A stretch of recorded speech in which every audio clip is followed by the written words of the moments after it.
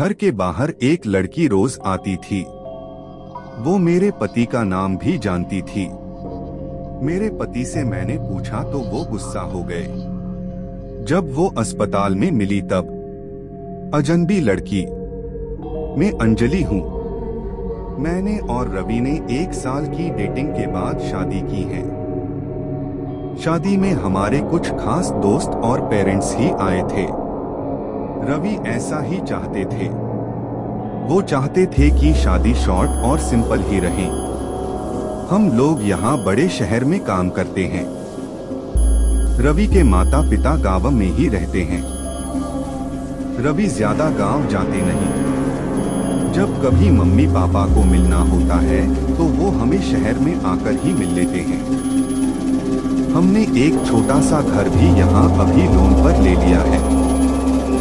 शादी के चलते मैंने अभी नौकरी छोड़ रखी है।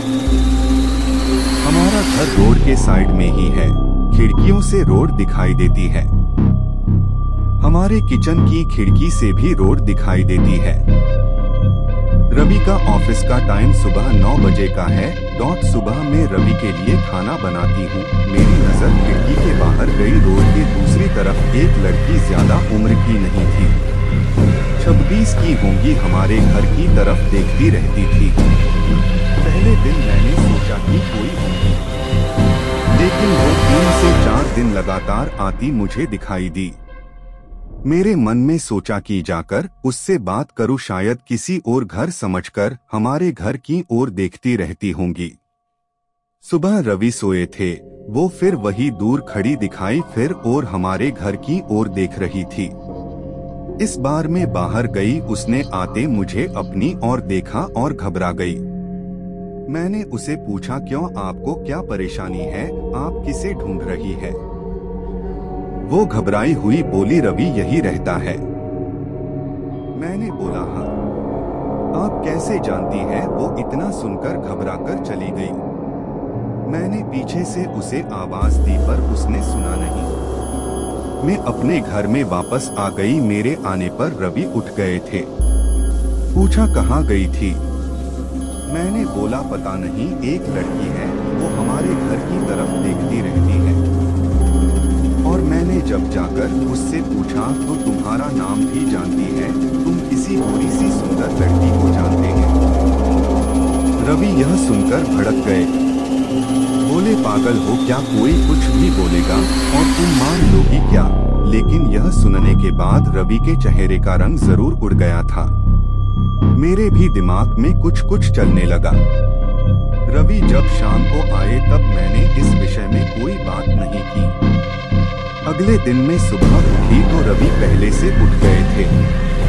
मैं किचन में गई तो किचन की खिड़की लगी हुई थी और बड़ी मुश्किल से खोलने पर खुलती थी। मैं कोशिश कर रही थी, लेकिन ऊपर वाली कुंडी मुझसे नहीं खुली। मैं हमेशा नीचे की कुंडी से खिड़की लगाती थी, लेकिन आज खिड़की की ऊपर वाली कुंडी भी लगी थी। मैंने कैसे भी कुंडी खोली और खिड़की खोली तो मैं देखकर हैरान रह गई। रवि उस लड़की से वहां जाकर उससे बात कर रहे थे। वो उस पर चिल्ला और गुस्सा हो रहे थे। लड़की रो रही थी और रवि ने उसे उंगली दिखाकर जाने को कहा। यह सब देखकर मैंने खिड़की बंद कर दी ताकि रवि को लगे नहीं कि मैंने उसे यह करते देखा है। रवि फिर घर में आ गए। मैंने ऐसे जताया जैसे कि मैंने कुछ देखा ही नहीं है। अब मुझे ना जाने कैसे कैसे ख्याल आने लगे।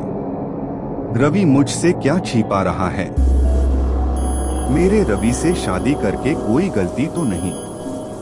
आखिर वो लड़की कौन है और रवि उस पे इतना गुस्सा क्यों हो रहे थे? रवि के जाने के बाद मैंने रवि के सारे दोस्तों को, जिन्हें मैं भी जानती थी, उन्हें फोन किया, लेकिन किसी को भी उस लड़की के बारे में नहीं पता था। मेरी समझ नहीं आ रहा था कि क्या हो रहा है। रवि से पूछना चाहती थी, लेकिन मुझे पता था कि वो झूठ ही बोलेगा। उसके बाद मैंने उस लड़की को घर के आसपास नहीं देखा। यह सब सोचते सोचते मेरी तबीयत बिगड़ने लगी। रवि मुझे बोलता था कि क्या हुआ, अपना ख्याल रखो, डॉक्टर के पास जाओ, लेकिन अब मुझे उसकी बातें बिल्कुल अच्छी नहीं लग रही थी। एक दिन जब मेरी हालत ज्यादा खराब हुई तो मैं ऑटो लेकर पास के बड़े अस्पताल गई।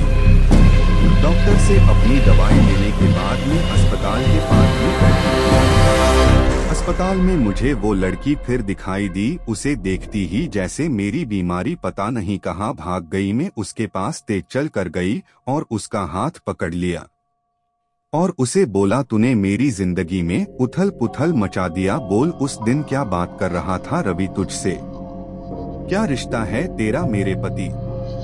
फिर उसने मुझे जो बताया सुनकर मुझे लगा कि मेरा पति ऐसा है। उसने इतनी बड़ी बात मुझसे छिपाई। शाम को रवि जब मैं आए तब उस लड़की को अपने घर में देखकर चौंक गए। मैं भी उसके पास ही बैठी थी। रवि उसकी तरफ देखकर बोले कि अच्छा तो तूने इसे सब बता दिया, मना किया था दूर रहने को मेरी फैमिली से। मैंने बोला, रवि शर्म करो, तुम इतने कठोर हो, अपनी सगी बहन की मदद नहीं कर रही हो। वो लड़की संध्या थी, रवि की सगी बहन। उसने अपने पसंद के लड़के से शादी कर ली थी, इसलिए रवि और उसके परिवार ने उससे सारे रिश्ते तोड़ दिए थे। रवि ने कहा कि मेरी कोई बहन नहीं है। इसका पति अस्पताल में है, इसे रुपयों की जरूरत है। बहन नहीं तो इंसानियत के नाते ही तुम्हें इसकी मदद करना थी। और अपनी पसंद की लड़की से शादी तो तुमने भी की, फिर जो नियम इसके लिए है तुम्हारे लिए क्यों नहीं है? मुझे पता होता तुम ऐसी सोच वाले हो तो मैं तुमसे कभी शादी नहीं करती। जिसको बहन आंसू नहीं पिघला सके उस आदमी के सीने में दिल नहीं हो सकता। इतना कहकर मैंने अंदर से अपने सारे गहने लिए और संध्या के साथ हमें जाते देख रवि फूट फूट कर रोने लगे। संध्या भी उन्हें देख रोने लगी। रोते हुए रवि बोले, हमने इसे बहुत प्यार दिया, पापा ने, मम्मी ने, मैंने रानी बनाकर रखा और यह ऐसे ही एक दिन बिना बताए घर से चली गई। हमारा प्यार तूने नहीं देखा, इसके लिए मैं रात भर रोया कि कहाँ होंगी, कैसी होंगी मेरी बहन। तब इसे भाई और पापा की याद नहीं आई। अरे मुझे से कहती तो तुझे क्या करना है? ऐसी ही चली गई थी ना, अब क्यों आई है? बहन भी बोली, भैया मुझे लगा आप लोग नहीं मानेंगे। उन दोनों भाई बहन को रोते देख मेरी आंखें भी भर आई, पर आंसू के साथ जैसे सारे गीले शिकवे खत्म हो गए। वो खुद अस्पताल गए संध्या के साथ। मम्मी पापा को भी बुलाया। दोनों ने बेटी को बड़े प्यार से गले लगा लिया। अब अस्पताल में संध्या के पति की हालत बहुत अच्छी है। डॉक्टर कहा कि जल्दी डिस्चार्ज हो जाएंगे। रवि की आंखों में मुझे एक अलग सुकून अब देखने मिल रहा है। रवि ने संध्या को कहा है, अब कुछ करेंगी तो माफ नहीं करूंगा, हमेशा मेरी प्यारी बहन के रहना। जिंदगी बहुत छोटी है, आपके अहंकार में इतना सुकून नहीं है जितना कि माफ कर देने में है। एक बार करके देखिए, जिंदगी बदल जाएगी।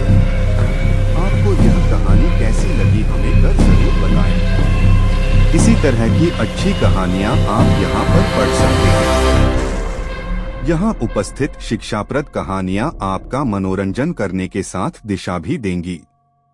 तो बने रहिए हमारे साथ और हमारे प्रयास को सफल बनाएं।